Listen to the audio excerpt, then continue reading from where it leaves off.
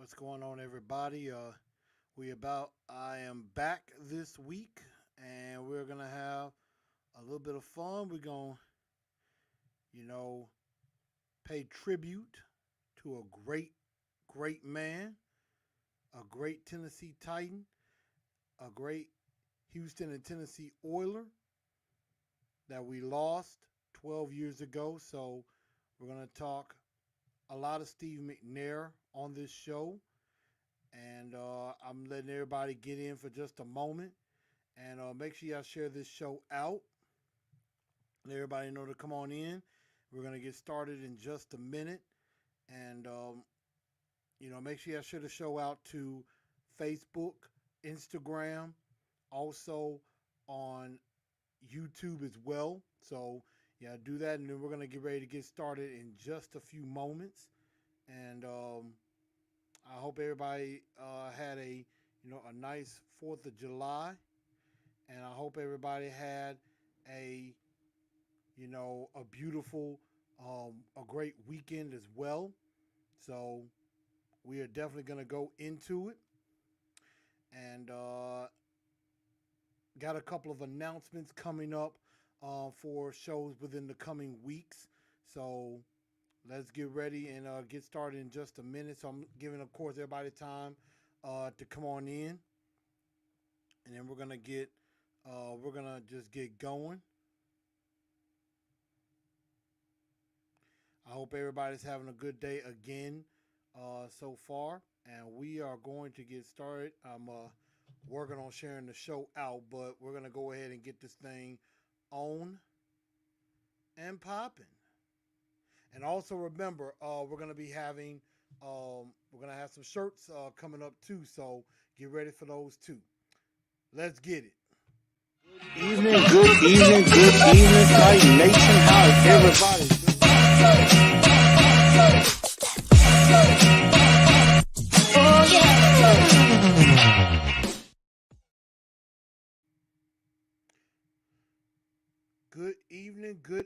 good evening, Titan Nation. How is everybody doing? Welcome into a brand new edition of Titans in Truth. I am Chris, aka Blu Enforcer, and we're gonna have a great episode on this evening. I'm making sure because it looks like my it looks like my hat's a little crooked if you really think about it, but it looks like I got it together now. So I hope everybody's having a good evening. Welcome on in as we start this show. Make sure y'all share again this show out on Facebook under TNT Blu Enforce under TNT Enforcers. Also, make sure you check it out on Instagram and on Twitter as well. So make sure y'all share that show out and let everybody know where to go and where to come on in. And we're gonna get to talking because we're paying tribute to the one and only Steve Air McNair, and his greatness and what he did not only for the Tennessee Titans but for the city of Nashville. And it's just, I mean, he was just a great man. And there's a lot of memories that I have of him, and we are definitely going to talk about that. And so I want y'all to comment y'all memories of Steve McNair as we, talk on this show. And y'all forgive me, I was trying to, share it out a little bit more and everything. So that's what I was doing.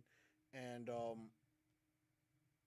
but we're gonna get on with this show because Steve McNair, gave us some amazing times. He gave us over 11 years as a Tennessee Titan. And yes, he had his last couple of years as a Baltimore Raven, but still, nobody would ever hate on Steve Air McNair. I wouldn't. I definitely wouldn't. And, all right, can y'all hear me good? Are y'all hearing me good? Make sure that the sound is all good.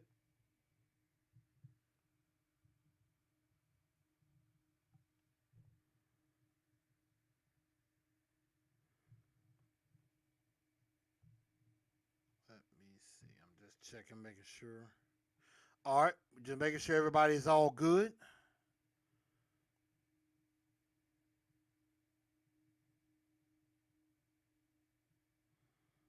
Let's see. I'm just trying to make sure.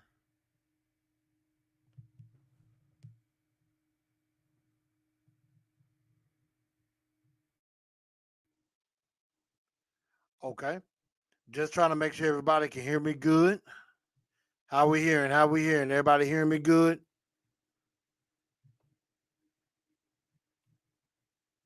All right. Everybody can hear me good. I just want to make sure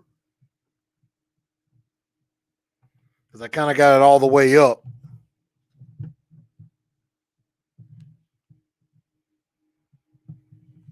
Okay. All right. Okay. We're good. So we're going to keep going. But yes, Steve McNair. I mean, a absolutely tremendous, tremendous quarterback and gave us some of the most amazing moments in Tennessee Titans history. I mean, this man carried us from Houston to Memphis, then to Nashville, then to a Super Bowl, and nearly got us to another one. I mean, what could this man not do? And the man was hurt more than anybody could possibly imagine, yet and still he kept playing. Like he just, one thing about Steve McNair, Aaron McNair just did not know how to quit. He did not know how to take a day off. He didn't know how to take a game off. That's just something he would not do. And I see we got other people here. We got Orchestra, Al Pierce, Zach, Ian. We got Joseph, got AZ Bick. What's up, y'all? Kent Woods is up in here. Chris Frazier up in here. We got Gino.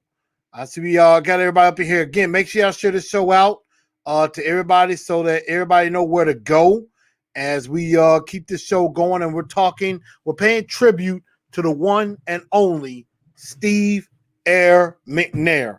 And man, I just, there are so many memories there are so many games that Steve McNair led us through. I tried to pick 5 games that I remember that I thought were pretty special to me, and it was not easy picking those games. So, bear with me as we talk about it. We just want to give some thoughts on this legendary quarterback, a man that should be in the Hall of Fame at some point. I mean, he deserves it. I mean, Steve McNair, for his career now, over 31,000 yards, 174 touchdowns in his career, his entire career. And I mean, won a MVP in 2003, in the 2003 season. Of course, it was a co-MVP, but that should have been an MVP all by himself. That should have been just all his and nobody else's. So I just, man. And I mean, this man at Alcorn State, a school that a lot of national people really didn't know about until he was playing there, came in third in the Heisman that year. I mean, this man nearly came in and won the Heisman Trophy at a time where, like, Division One AA or Division Two schools would never get that kind of recognition. As far as being one of the best players in college football. And actually, I want to say it was Marcus Spears, I believe, on ESPN First Take, who kind of said he believed that Steve McNair was the greatest college player or greatest college quarterback of all time. And I can honestly say, I think that there might be a little bit of truth to that. I think he is one of the greatest college players of all time. Now, I don't know. Bob K is saying Chris Johnson's better than Derrick Henry. I'm sorry, my friend. That is incorrect. Have you been watching Derrick Henry the last few years? Derrick Henry already eclipsed 2,000 yards, and he's won 2 straight rushing titles and has the chance to win a rushing title for the 3rd straight year and possibly eclipse 2,000 yards again. Would be the only running back to do that. And if he does, he's going to the Hall of Fame because he will be the one and only running back that can say, I rushed for 2,000 yards twice, if that does indeed happen. But again, this is about Steve McNair. And I mean, he seemed like a great man, a gentle soul. You know, he never really complained about anything. You know, when the injuries was going on, I mean, he tried to play all the way through it. It's like he had to be pretty much close to death for him not to play in a football game. And I remember one year in particular, and I want to say, I can't remember if that was the 2003 season that we were winning a bunch of games, or if it was 2002, excuse me, or if it was the 2001 season. I remember that Steve McNair, he was pretty much hurt the whole year, and Neil O'Donnell took all the snaps in practice. He took all the snaps and was going to practicing as if he was going to be the starter, and then McNair would play on Sunday. And so if y'all know that year, let me know. Remind me of it. So he was tough. He was the definition of Titan tough. The true definition of Tennessee Titan tough. I mean, no doubts in my mind right now. Probably the greatest Tennessee Titan of all time. And probably, I would dare say, the best player in franchise history. Titans or Oilers. And there have been some great ones. You know, guys like Eddie George or guys like Earl Campbell. You had George Blanda, Robert Brazil, who got into the Hall of Fame. You know, Munchak and Bruce Matthews. I mean, there were some great ones. Don't get me wrong. But I think Steve McNair could definitely go down as the greatest player in this franchise's storied 60-plus year history. Without a doubt. Ian Tyler says definitely needs to be in the Hall of Fame. He said the year that we were talking about was 99, the Super Bowl run. Yeah. So glad everybody can hear me good. Let's see. Of course, Bob K. Ray Lewis interception off of Eddie George was epic. I mean, I can see that somebody's being a troll, trying to be a Debbie Downer in this one. But we're talking about Air McNair. Zach Harper says first memory of him was when I played quarterback club 98 on N64. He said he was 7 years old. I liked the Titan jersey, so I played as them. Yeah, I enjoy playing as the Titans on Madden and, you know, things like that. I enjoy always playing with McNair and Eddie George on NFL Blitz. That was always fun for me. So NFL Blitz was that game and everything. So I loved playing some NFL Blitz as the Titans. Let's see. Jarbo and Ian Talley are both talking Warren Moon. Now, I'm not going to discredit Warren Moon because Warren Moon, I would definitely say the top 3 quarterbacks in franchise history, McNair, Moon, and then I may slightly start to bring Ryan Tannehill slowly into that conversation. But we're definitely going to see. Let's see. Al Pierce says top 5 franchise quarterbacks of all time. You got Warren Moon, Steve McNair, George Blanda, Dan Pastore. Now, that was probably way before my time. Ken Stabler. I did not know that Ken Stabler played for the Oilers. Now, I remember Ken Stabler playing really pretty much the majority of his career with the LA Raiders. I do remember that.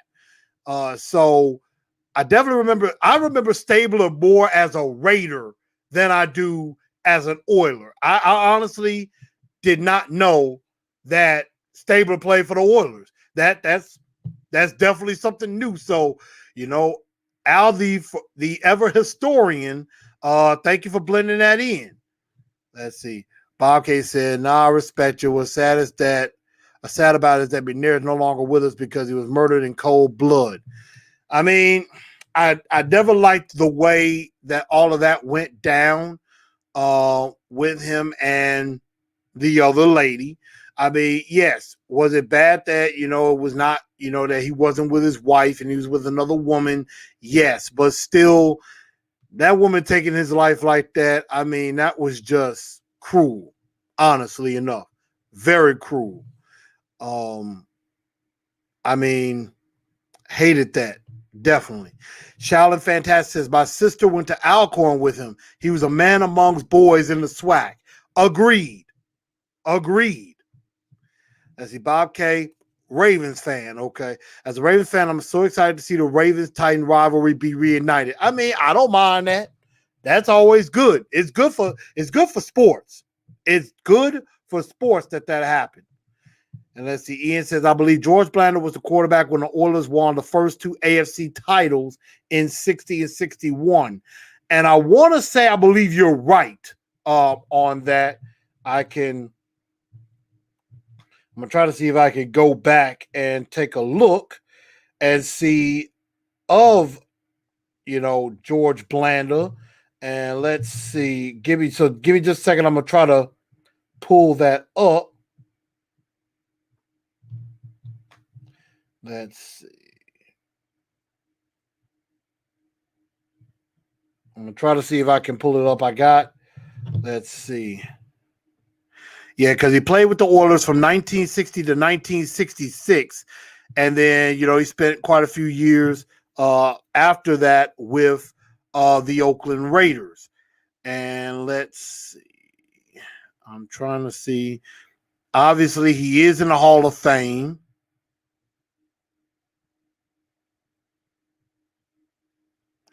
Let's see. Okay. He retired and then he came back with the Oilers. Let's see. Yep. He went on to lead the Oilers to the first two league titles in AFL history. So, yes, when that was the AFL, when that was the not AFC title, but that was AFL, the American Football League, because at that time you had the National Football League and then you had the American Football League, two different leagues.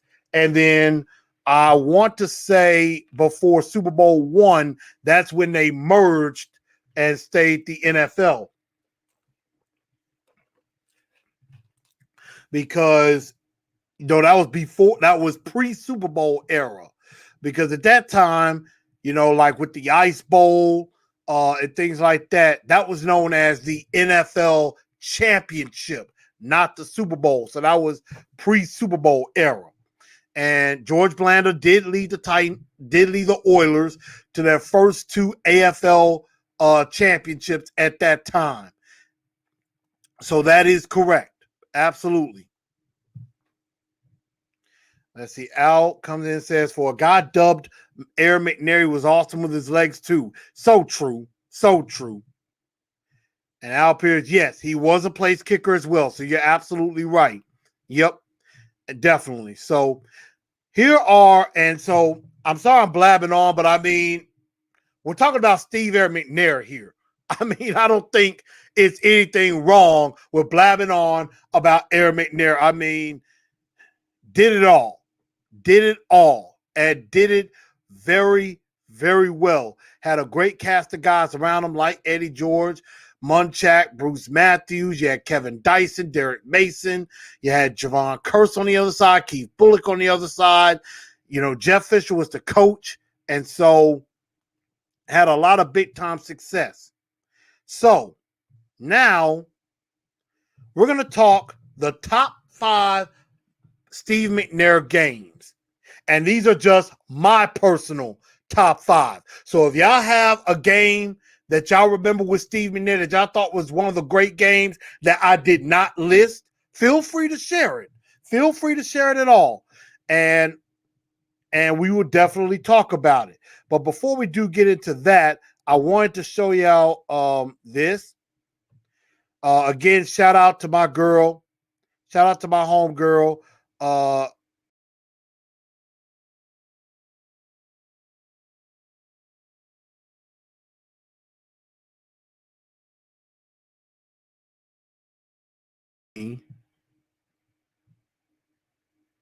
Okay. So in front of me is the navy blue shirt. That is the front. This is the back. That's how it will look on the back side. This is the Carolina blue Titans and Truth shirt.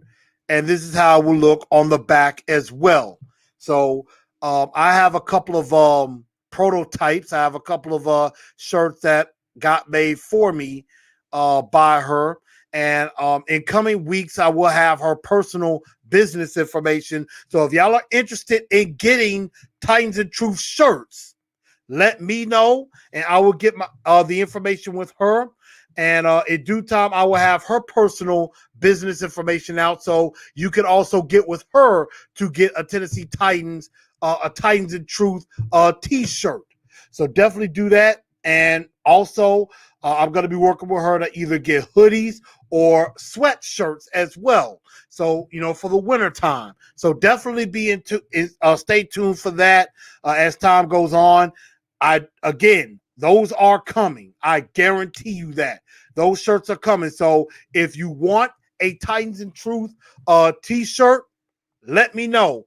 I'm going to be probably before next week. I may take a few pictures of me in the shirt, and I will definitely put it out. So if y'all want some shirts, let me know, and we will definitely get in the process of doing so. Once we get to 1,000 subscribers, our 1,000 subscriber we'll have a little drawing, and the 1,000 subscriber will definitely get a shirt, and then we will do a drawing. I will give away 2 more shirts. So that's what I'm going to do. I'm going to give away 2 shirts, and the 1,000 subscriber will get a shirt as well. So definitely hit the like button. If you haven't subscribed to the channel, please make sure that you do. So then that way you could be a part of the greatness of Titans and Truth as we grow and continue to grow. So please help me out in that regard. Let's see. Titans Toy says Steve, the Iron Man, Steve McNair, AZ Mick.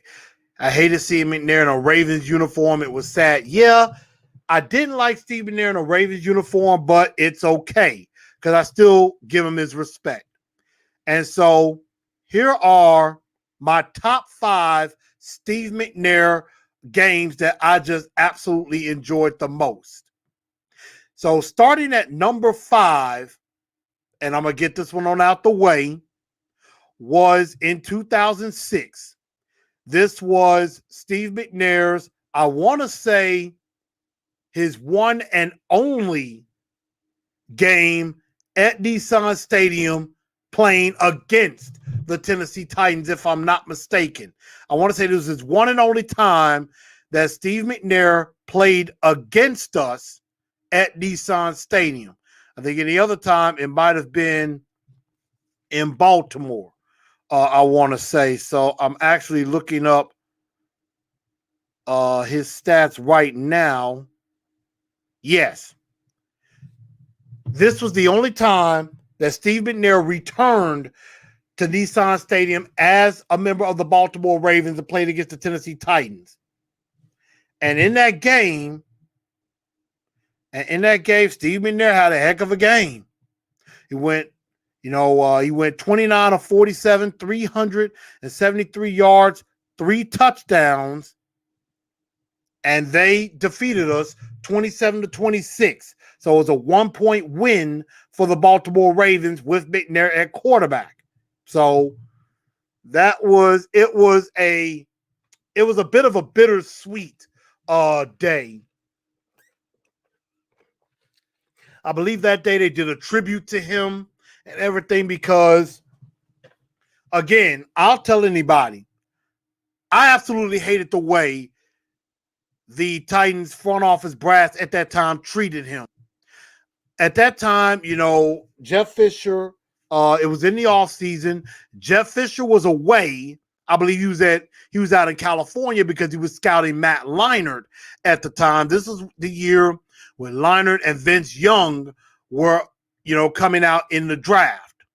And so Jeff Fisher was out in California scouting Matt Leinart as a potential heir to Steve McNair. He was looking for somebody to back up McNair maybe for another year or two before they took over. And so while Jeff Fisher was gone, Steve McNair tried to come to the facility and practice. He was trying to come there, practice, get some off-season work in. And the Titans organization locked him out.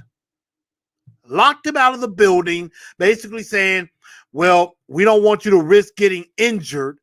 So best bet is to just keep you out of the facility altogether. And so Bud Adams and that front office brass, they knew exactly what they were doing. They were trying to protect their money. Sorry about that. They were trying to protect their money because they knew that if Steve McNair happened to ever get hurt, they were going to be on the hook for at least $8 million. So they didn't want to be paying that money to him after if he got hurt in any way. So that's why they locked him out of the building, which again, later on that year led to him being traded. And he got traded to the Baltimore Ravens. Same year that Vince Young was drafted. And I think anybody would tell me, and I agree, and I would say this. If Steve McNair was not locked out, he would have been the quarterback of the Tennessee Titans at least another maybe year or two. And I think Vince Young would have lasted a lot longer as a Tennessee Titan than he did. Because I think that would have been a great situation for Vince Young to come into, to be under McNair, to learn under him. And I mean, what better person to learn under? And then he would have been ready. I think Vince Young was not 100% ready to take over as the guy. So when, that trade happened, and Vince Young was at Steve McNair's funeral, as was Brett Favre. And that was, I would probably say, in my opinion, that was one of the worst things that could have happened for Vince Young's career, was that Steve McNair was traded. Because I think it would have helped prolong Vince Young's career. But that was number 5. Number 4, was the first game at Nissan Stadium as the Tennessee Titans in 1999. Steve McNair goes 22 of 31, 341 yards, 3 touchdowns, and a comeback victory over the Cincinnati Bengals, and they held them off at the end 36-35. A wild first game. Well, it was then Adelphia Coliseum. Of course, now it's Nissan Stadium. And, I mean, what a way to open up that building. A good victory to open up that building and begin the reign in Nashville that still stands today, 22 years later.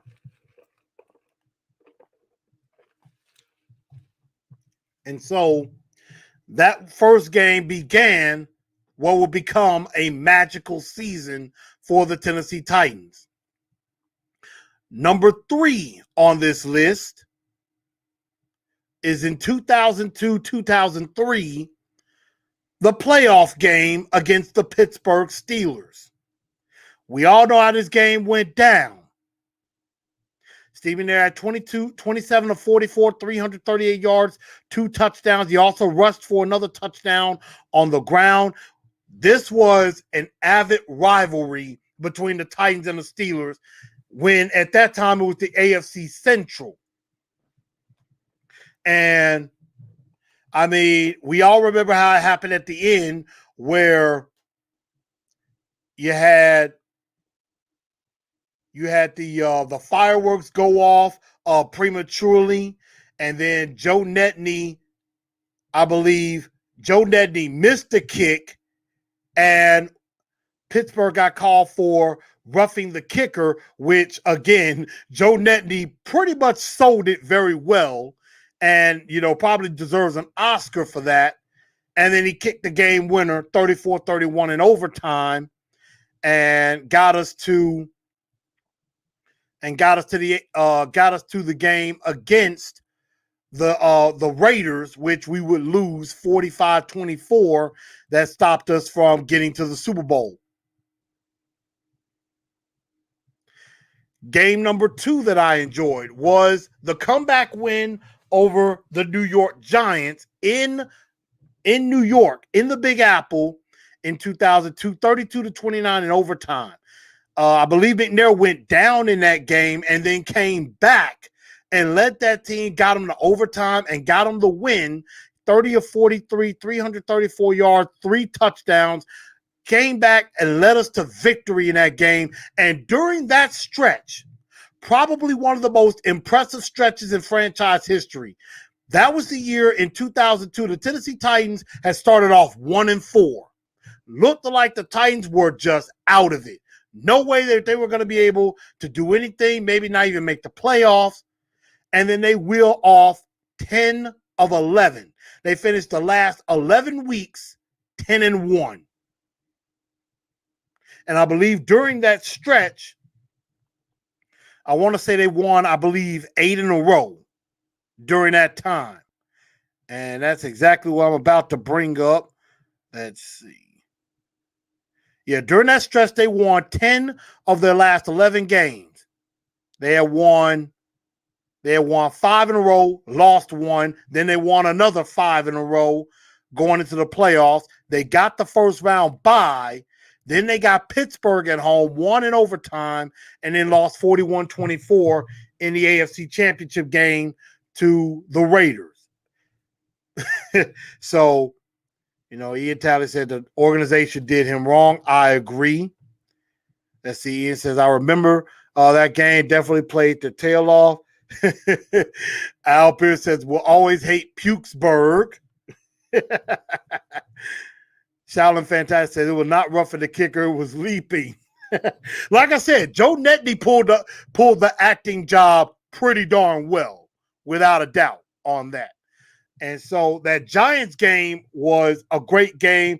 I remember, I believe, what was his name? I think he was a guy, he used to play for the Giants and ended up on the Titans. I think it was like a fullback. I believe his name was Capella, if I'm not mistaken. I cannot remember his name to save my life, but I believe he had played for the Giants, then played for the Titans and helped us win that game. But McNair was incredible. I believe he had a rushing touchdown or something in that game to get to overtime, and then we had the game-winning kick to win it. So that game against the Giants was absolutely fantastic. It was an incredible game. I remember watching that game specifically. And then last but not least, both a great game and a heartbreaking game at the very same time. At number 1, that would be Super Bowl 34. So in 1999, you had, this great run in our first year in Nashville. We had the Music City Miracle against Buffalo. We go on up to Indianapolis. Eddie George breaks off a 68-yard touchdown run and propels the Titans over the Peyton Manning Indianapolis Colts, who won the division that year. And then we go to Jacksonville. Well, let me see. They were the AFC East at that time. They won that division. And then we go to Jacksonville, spank Jacksonville, I believe, a third time that year to get to the Super Bowl against the Rams. That will be by far one of the most painful games I've had to watch because we were right there. The Super Bowl was ours, and it was stolen from us. But Steve McNair played a heck of a game. I still remember that last drive. It was like under 2 minutes to go. They had to drive 80 yards to score to tie the game. And I mean, McNair was absolutely magical in that last drive. Had a big run on third down to get the first down to keep going. You know, nearly looked like he was going to get sacked by Kevin Carter. Got away and got a pass, I believe, to, I want to say it was Frank Wycheck before they called a timeout. And I remember the play that they set up. They were setting up a play they were going to set up the play. They wanted to go to Kevin Dyson the whole way. But what they wanted to do was Frank Wycheck was running a seam into the end zone, and because he was such a dangerous player, thought that the middle linebacker Mike Jones would go with him. And then that would open up the middle for a slant route for Kevin Dyson. Bang, score, overtime. Which I believe some years later, Jeff Fisher said we were going to go for 2 and go for the win in that situation. Had the touchdown been called like it should have been. And I'm taking that to my grave. Kevin Dyson was in. I will take that to my grave. But he got stopped by Mike Jones right at the goal line as the ball was stretched across the plane. That was a touchdown. He was in. I'll take that to my grave, no matter what people got to say about that. What's up with everybody on Facebook? I see CJ. What's going on? Blue 5, my brother. AZ Big says Jacksonville game was the best. It was great. Jacksonville lost 3 games that year, all to us. Zach, you're absolutely right. So we beat them 3 times.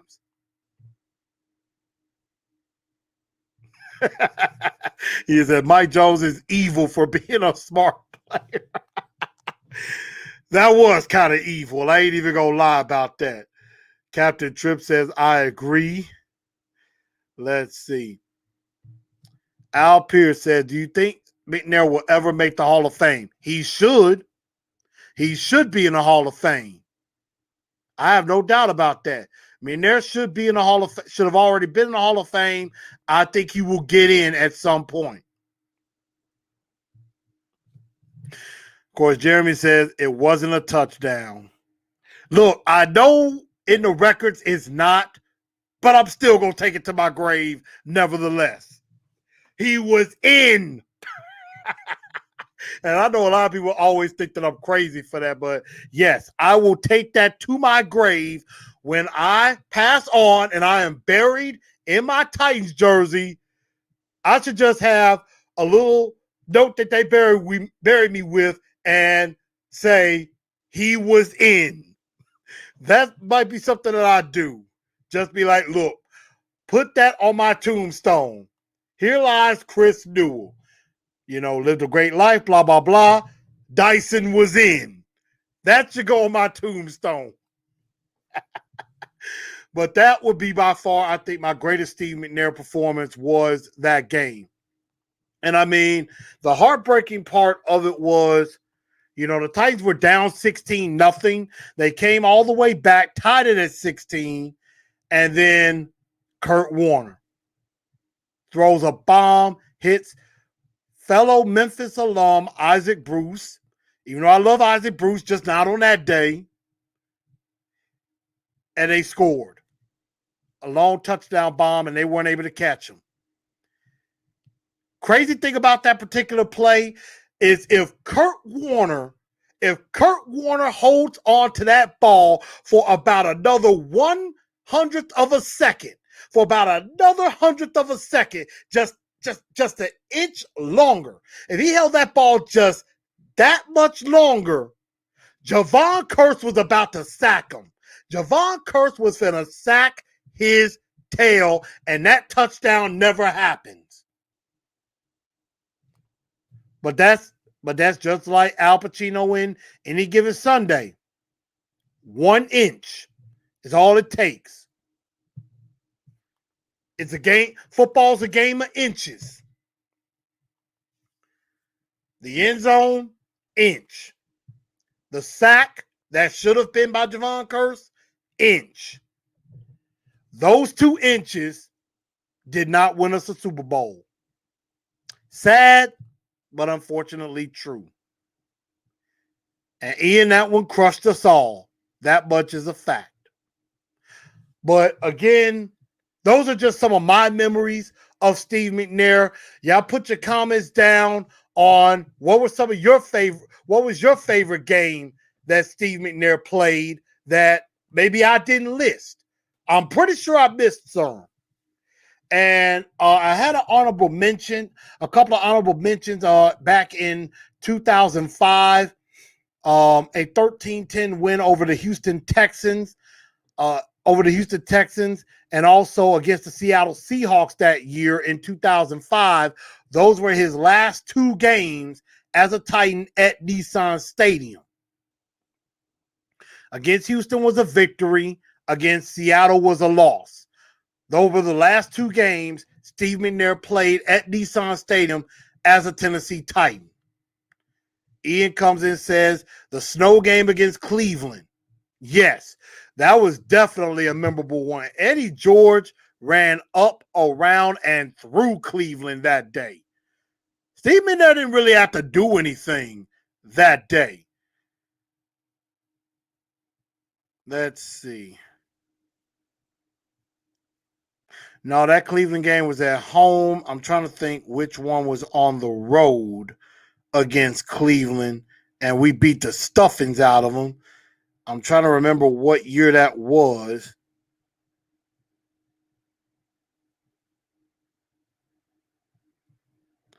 I believe that might have been 2001. Let me see. Wait a minute. Okay, no, I take that back. It was 2000. Year 2000. We beat them 24-0 on December 17th. That was the snow game. Eddie George ran up, around, and through them. And that was just, we beat the crap out of them that day. And it was beautiful. And so Steve McNair only was 10 of 18, 79 yards that game. Eddie George, 34 carries, 176 yards, 3 touchdowns in the snow. That was that game. Yes. So let's see. Clowney Super Bowl said McNair sure was tough. Yes, he was. Al Pierce says the Giants game you mentioned, the game where McNair should have been sacked and the defender let go of him and Steve kept the drive alive. I want to say that was one. That was one. And see, that also happened in the Super Bowl too. So there were many times where Steve McNair should have been sacked and he kept plays alive. Plenty of times he did that. So that is some memories that I will always treasure. And but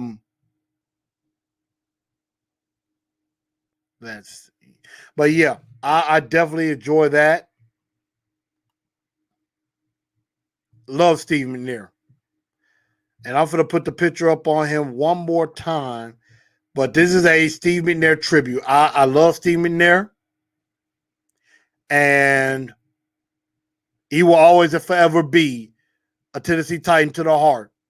They retired his number 2 years ago, along with Eddie George. No one will ever wear number 9 ever again. Ever. And they shouldn't. Nobody should ever wear number 9 or 27. Period. So that is that on that. Of course, Chris Frazier mentions the game against the Giants, mentions the game against the Ravens and against the Jags. So those are definitely some great games. But to close out the show, today I've had a great time talking about Steve McNair, honoring him. I hate the fact that he was taken away from us just 12 years ago on July the 4th. I remember where I was when that happened. I was living here in Memphis. I was living in Mississippi at the time, and was preparing to pop fireworks and stuff that night. And my mom was telling me to cut on the television. My mom was telling me to cut on the television, and it was like something happened to Steve McNair. Something happened to Steve McNair. And I'm like, what's going on? And then they showed on TV that Steve McNair had been killed. My heart dropped. I was shocked. I was saddened. I was hurt. I wanted to understand why this happened. Why did this person take Steve McNair away from us? It hurt. It hurt my heart. It really did. And, I was watching, news footage of that, and that was one of the few times that I could probably say I shed a tear unexpectedly. And, Joey Watts saying, it felt like a family member died. Exactly. It felt, when that happened that day, it felt like we all lost a member of our own family. Because Steve McNair was family. Steve McNair meant a lot to every last Titan fan and perhaps even Ravens fans too. He was that great of a person. I mean, came from Alcorn State, got drafted third in the draft, and ends up having an absolutely superb career that should have been a little bit longer and maybe should have still been with us today. And I do truly believe that at some point Steve McNair will be enshrined in canon. And the day that happens, I think a lot of us will be there to attend. And I believe I would try to be there too, because that would be one for the record books.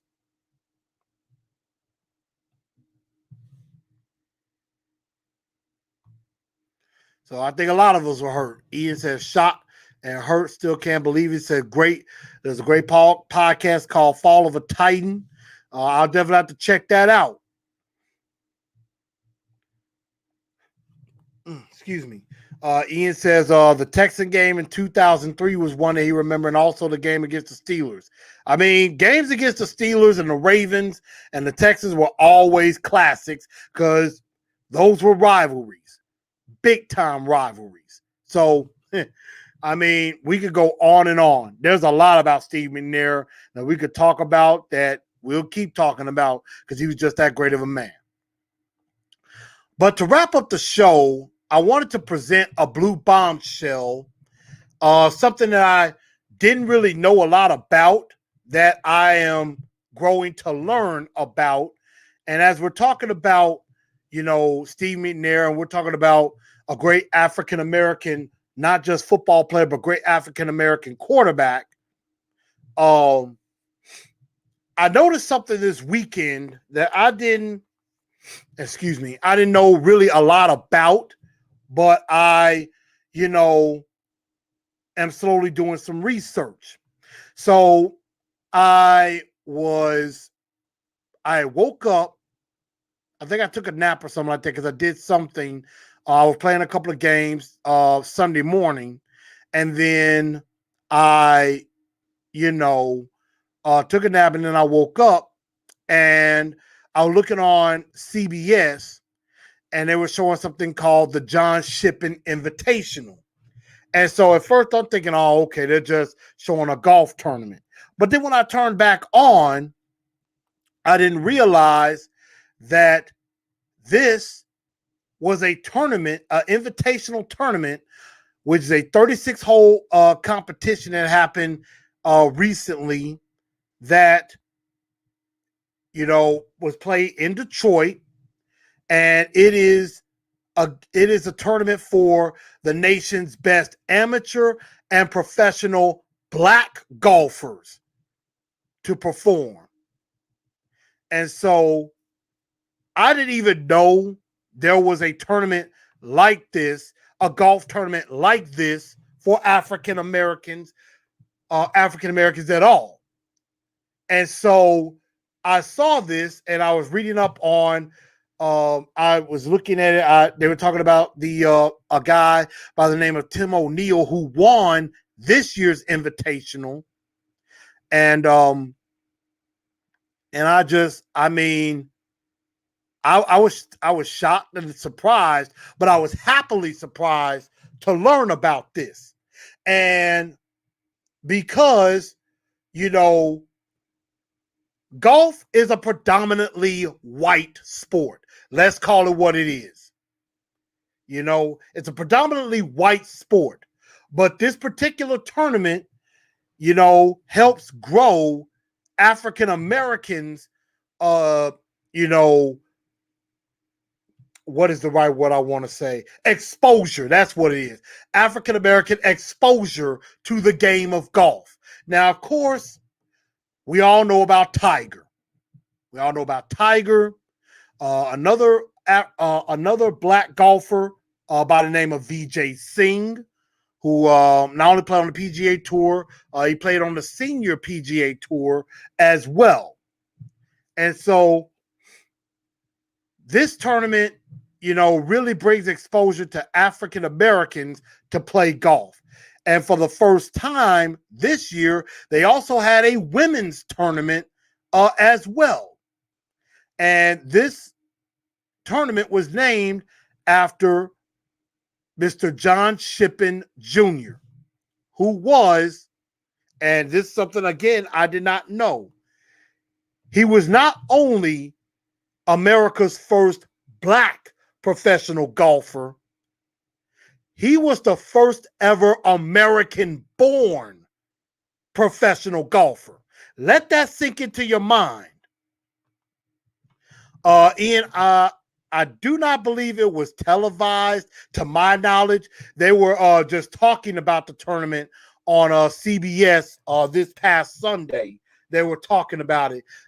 This is a tournament that happens around this time of year. Looks like every year around this time of year. So this tournament, this invitational was named after John Shippen Jr. Again, not only was he the first black professional golfer, he is the first American-born professional golfer. Very first. Because at that time, all of the professional golfers were foreign-born. Were born like in England and France, and they would come here to the States to win it, to play. So, I mean, that was something that I never knew, but that was something that I learned. And here was the thing. So he, was working. He was working the Chinook Hills golf course at the time, and I believe that was in New York. And so he also learned how to play. And so the Chinook Hills golf course got selected to host the U.S. Open in 1896.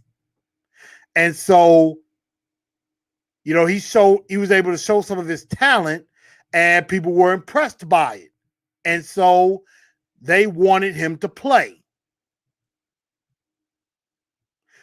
Some people wanted him to play, but some people did not. Other professionals sent a petition, asking that they be included. So,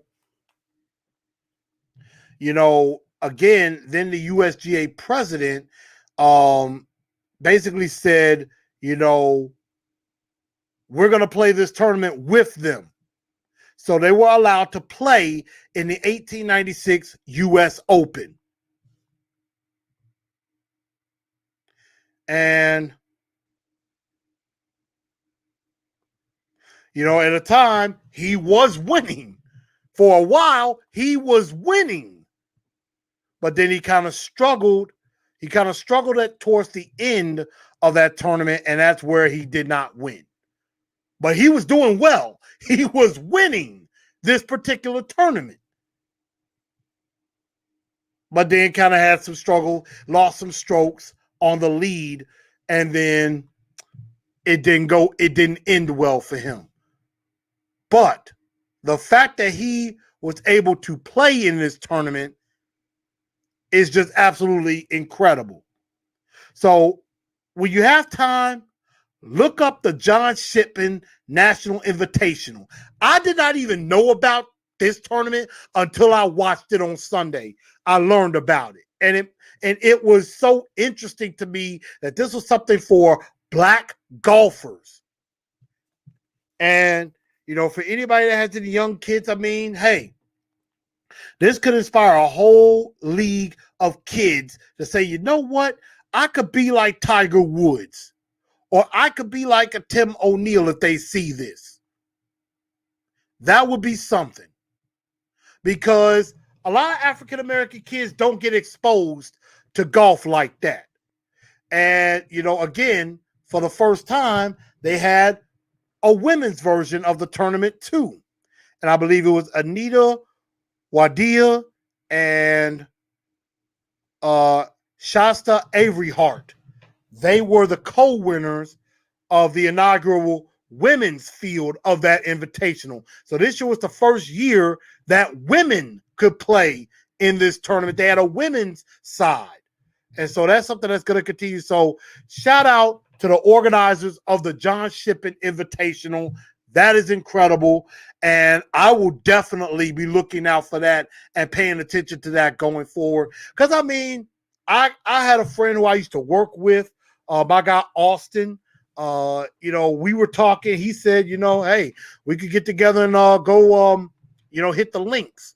And I'll play a little golf. And I said, you know, I wouldn't mind learning how to play. I wouldn't mind, you know, taking a few shots. And it's actually from my house. There's a golf spot not far from here. And, you know, I might just do that from time to time. Go play some miniature golf or go hit the range and maybe see if I can hit the golf ball far. So, you know, something that I might definitely test out. So that's something that I think was very, very interesting. But last but not least, I got to give a shut your pie hole. Because I haven't done one in a few weeks. I haven't done one in a few months.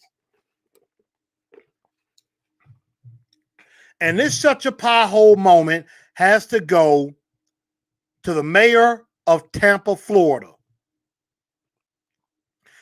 And her name is Jane Castor, who basically said, and you're going to hear this,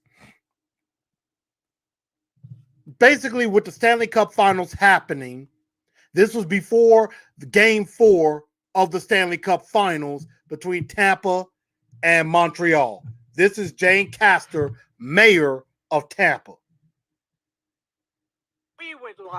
What we would like is for the Lightning to take it a little bit easy, to give the Canadians just the smallest break, allow them to win one at home, and then bring it back to the Amalie Arena for the final and the winning of the Stanley Cup. But we don't want to get ahead of ourselves, but they are playing some amazing, amazing hockey. That is Tampa Mayor Jane Castor, who basically said, you know what? Tampa Bay should just take Game 4 off. You know, take it easy on Montreal. Basically, let them win Game 4. Give them just a little break. Give them just a little break. Let them have a little bit of hope. And then, you know what? Come back for game 5, which is tonight, and it's probably going on right now as we speak, and be like, hey, bring it back home, and we finish them off. Now, as a sports fan, you never ever take it easy on any team, especially in the finals. This is the Stanley Cup Finals. You do not take it easy on any team. If you have a chance to sweep a team and finish them off, whether you're at home or on the road, finish them off. Tampa Bay will go on to lose game 4, and now it is a 3-1 series lead, and they're playing right now in the first period is a scoreless game. So you just gave Montreal a little bit of life. You should have just finished them off in game 4. Now, Montreal has a little bit of life. So for her sake, and it's of course, after game 4, she reneges and says, well, I never wished for Tampa Bay to lose. I never wished for our Lightning to lose. I'm like, woman, you just said they should take it easy on them and bring it back for game 5 to be the final game and finish them off. So for her sake, the Tampa Bay Lightning better finish off the Canadiens tonight. And I mean, don't get me wrong, in my objective opinion, Tampa Bay is going to win the Stanley Cup. Tampa Bay is going to win, in my honest opinion. But again, if Montreal wins tonight and the series is 3-2 going back to Montreal, oh, you've added fuel to the fire. The fire will be lit for Montreal. Montreal is truly going to believe they have a chance. So she could be eating some words if Montreal wins tonight and takes game 6 back to Montreal in front of those fans. So that was crazy. Let's see. Looks like on Facebook says doing an episode with Ladies Titans Twitter on Friday. Hey, I will definitely check that out. Joseph comes in and says, I hope the Predators destroy the Lightning at Nissan Stadium next February. Yes, the Predators did get a game. They will be playing a game in February at Nissan Stadium against the Tampa Bay Lightning. So that will be a game outdoors at Nissan Stadium. I may try to go up for that game. It depends on when it is. I may actually try to go up for that game. That will be interesting. It'll be cold, and I do not do cold very well, but I may check that out. That was definitely something that it looks like it would be a whole lot of fun. But that is just about going to do it for tonight's show. Again, make sure y'all share this show out. To everybody on Facebook, on Instagram, on Twitter. The shirts are coming, so definitely be ready for those. And next week's show, what I'm going to be doing next week, we are going to have another show. I am going to be joined by, I'm not only going to be joined by Teresa Walker, who next Saturday, not this coming Saturday, but the following Saturday, the 17th, will officially be inducted into the Tennessee Sports Writers Hall of Fame because she should have been inducted. She was in the 2020 class, but was not able to be officially inducted due to COVID last year. She will be officially enshrined this year into that Hall of Fame class of 2020. I will also have ESPN reporter Teron Davenport will be joining me, and a host of others will also be joining. We're going to have a little bit of a media summit, just a little bit, talking about how they broke into the business of sports and what drove them to do so. You know, what do they love about it? Maybe what do they not like about it? And we're just going to be talking about it because, I mean, you know, people like myself, Tighten Up Load, you know, Ken Moore calls some games down in Texas for ESPN3 at times. Mr. Titan, you know, we do podcasts and things like that, you know, hoping to have a shot like that. And I will have a big announcement myself as well. So stay tuned for that next week. So Teresa Walker, Teron Davenport, and a host of others will be joining us as well as we have a little bit of a media summit for a little while. So thank y'all for tuning in to Titans and Truth. I'm your man, Chris, a.k.a. Blu Enforcer. I'm about to go get something to eat. I'm going to go relax, maybe check out a little bit of this Stanley Cup game. And as always, we tighten up because that's all we know how to do. Thank you, Ian. Thank you, Ken. Good night, y'all.